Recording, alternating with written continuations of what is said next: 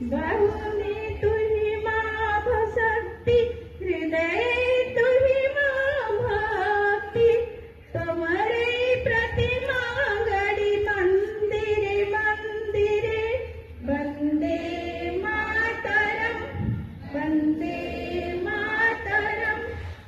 तुम ही दुर्गा दस प्रहरण धारिणी, कमला कमला दल बिहारिणी, वाणी कमल दायिनी, नमामि तम, नमामि कमलम अमलम अतुलम सुजलम सुफलम मातरम, वंदे मातरम, वंदे मातरम।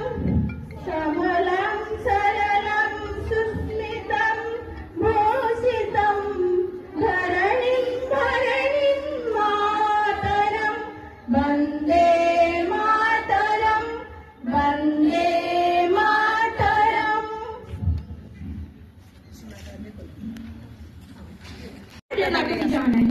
ଏହା ଥିଲା ସ୍ୱାମୀ ବିବେକାନନ୍ଦଙ୍କର ବାଣୀ।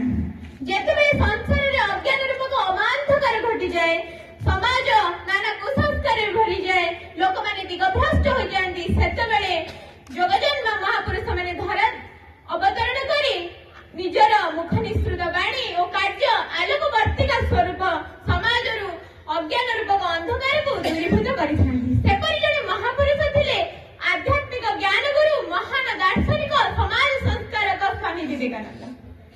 ତାଙ୍କୁ ଆଧୁନିକ ଯୁବ ଭାରତର ଜ୍ୟୋତି କହିଲେ ଅତ୍ୟୁକ୍ତି ହେବ ନାହିଁ। ତାଙ୍କର ଜନ୍ମ 1863 ମସିହା ଜାନୁଆରୀ 12 ତାରିଖ ଦିନ କଲିକତା ନଗରରେ ହୋଇଥିଲା। ରତ୍ନଗର୍ଭ ଭୁବନେଶ୍ୱରୀ ଦେବୀ ଥିଲେ ତାଙ୍କର ମାତା ଓ ସାଧବ ସରଳ ବିଶ୍ୱନାଥ ଦତ୍ତ ଥିଲେ ତାଙ୍କର ପିତା। ତାଙ୍କର ଛୋଟବେଳର ନାମ ଥିଲା ନରେନ୍ଦ୍ର ଓ ମା ତାଙ୍କୁ ସ୍ନେହରେ ବିଲୁ ବୋଲି ଡାକୁଥିଲେ। ସେ ଛୋଟବେଳେ ଥିଲେ ଅତ୍ୟନ୍ତ ଜ୍ଞାନ ପିପାସୁ ଓ ଈଶ୍ୱର ବିଶ୍ୱାସୀ। ସେ ଦିନେ ଈଶ୍ୱରଙ୍କ ସନ୍ଧାନରେ ବ୍ୟାକୁଳ ହୋଇ ଗୁରୁ ରାମକୃଷ୍ଣ ପରମହଂସଙ୍କ ନିକଟକୁ ଯାଇ ପଚାରିଲେ, ମହାଶୟ, ଆପଣ କଣ ଈଶ୍ୱରଙ୍କୁ ଦେଖିଛନ୍ତି? ଗୁରୁ ରାମକୃଷ୍ଣ ଉତ୍ତରରେ କହିଲେ, ହଁ, ମୁଁ ଈଶ୍ୱରଙ୍କୁ ଦେଖିଛି, ଯେପରି ତୁମକୁ ଦେଖୁଛି।